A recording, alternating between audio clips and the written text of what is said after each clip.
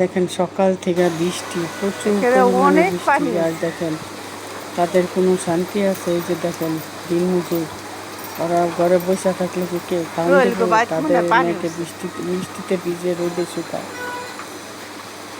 বাড়ির সামনে দেখেন কত পানি, একটু পানি দেখে হাঁপায় গেছি।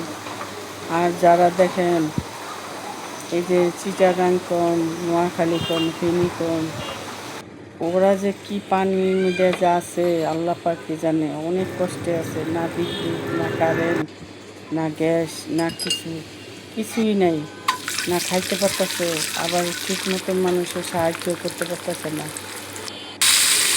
আমাদের উচিত সবাই মিলে আমরা যদি সাহায্য নাও করি, তারপরে মানুষের জন্য দোয়া করা উচিত। যারা বন্যাবাসী তাদের জন্য দোয়া করা উচিত। খালি নিজের সুখের কথা চিন্তা করলেই না, মানুষের কথাও চিন্তা করা লাগবে।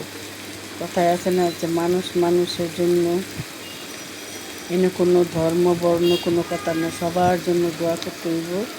আসসালামু আলাইকুম। আজকে আবার নতুন করে ভিডিও নিয়ে হাজির হলাম।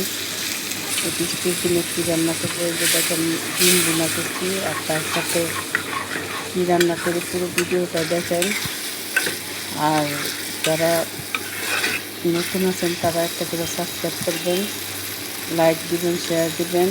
আরেকটা কথা না বললেও পারি না, সবাই যারা যারা বন্যার্থ তাদেরকে আপনারা যে যেরকম পারেন সাহায্য করবেন। আর সাহায্য যদি না করতে পারেন, আল্লাহর কাছে দোয়া করবেন যে মহান রাব্বুল আলামিনের জন্য তাদেরকে তাড়াতাড়ি যেন বিপদকে উদ্ধার করে দেয়।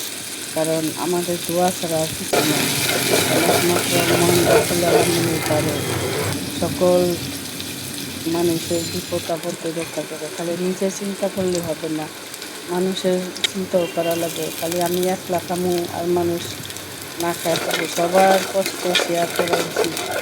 আমি আজকে সুখে আছি, কালকে যে কষ্টে থাকতে নেব এটা কোনো কথা না। কারণ সবার জন্য দোয়া করা উচিত। মহান রাব্বুল আলামিন বলছে পরের জন্য দোয়া করো, এই দোয়া নিজের উপরে আয়া পড়বো।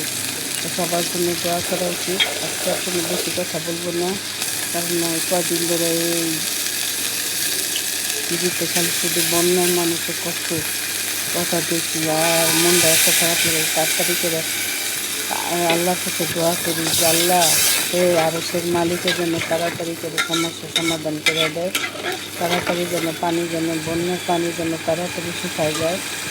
আল্লাহ চাইলে 1 সেকেন্ডের কথা, এটাই এটাই হচ্ছে বড় কথা। তো আপুরা সুন্দর সুন্দর কমেন্ট করেন, আপুদের অনেক অনেক ধন্যবাদ। আর যদি কোনো ভুল ত্রুটি আপুরা আপনি ক্ষমার দৃষ্টিতে দেখবেন। আজকে এই পর্যন্তই। আল্লাহ হাফেজ।